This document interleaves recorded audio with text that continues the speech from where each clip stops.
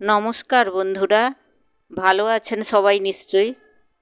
আজ আমি আপনাদের শ্রী গণেশজির সুরের বিশেষত্ব নিয়ে কিছু কথা বলবো।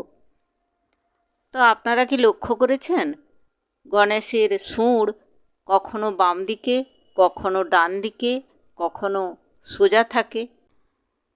গণেশের সুর সাধারণত দুটি প্রধান ভঙ্গিতে দেখা যায়। একটা ডান দিকে বাঁকানোর থাকে, এটিকে বামাত্রঙ্ক গণপতি বলা হয়। এটি শক্তির প্রতীক এবং পূজার জন্য কঠিন নিয়ম পালন করা হয়। আর বাঁ দিকে বাঁকানো সুর, একে বলা হয় ইদম তরুঙ্ক গণপতি। এই যে বাম দিকে বাঁকানো সুর, এটি চন্দ্রনাড়ীর সঙ্গে যুক্ত, যা শীতলতা, শান্তি এবং মনঃসংযোগের প্রতীক।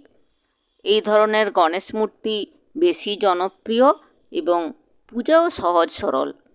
এটি পারিবারিক সুখ, সমৃদ্ধি এবং সৌভাগ্যের নির্দেশক। আর ডান দিকের বাঁকানো সুর, এটি শক্তির প্রতীক এবং সূর্যের তেজের সঙ্গে সম্পর্কিত।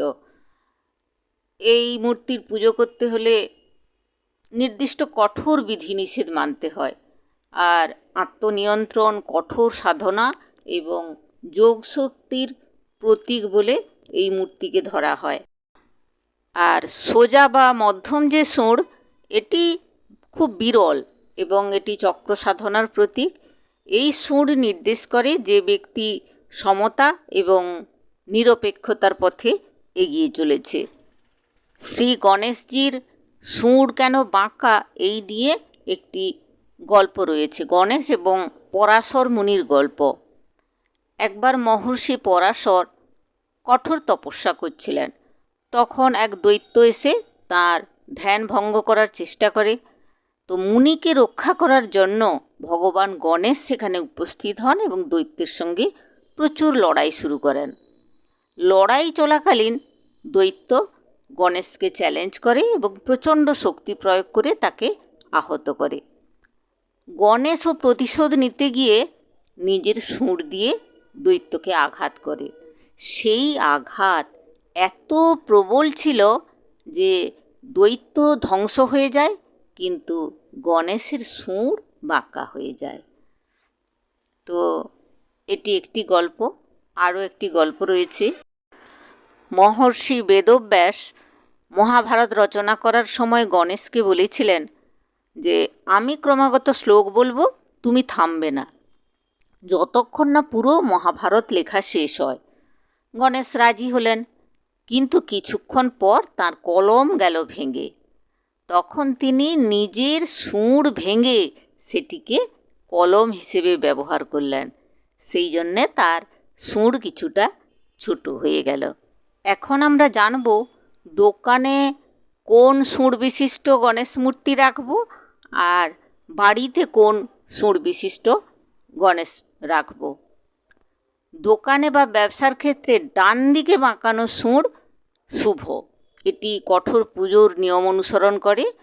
এই ডান দিকে বাঁকানো সুর দোকানে রাখতে হয়।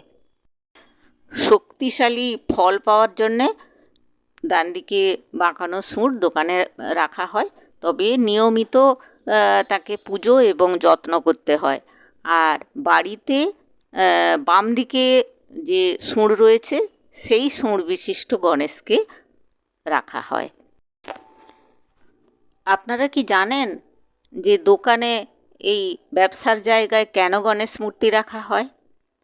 তার কারণ গণেশ মূর্তি গণেশের আশীর্বাদে ব্যবসায় লাভ এবং স্থিতিশীলতা আনতে সাহায্য করে। আর ব্যবসার পথে কোনো বাধা দূর করতে গণেশ পূজিত হন। আর গণেশের উপস্থিতিতে ক্রেতাদের আকর্ষণ বাড়ে, ইতিবাচক এবং কর্মচারীদের মধ্যে সুসম্পর্ক বজায় থাকে।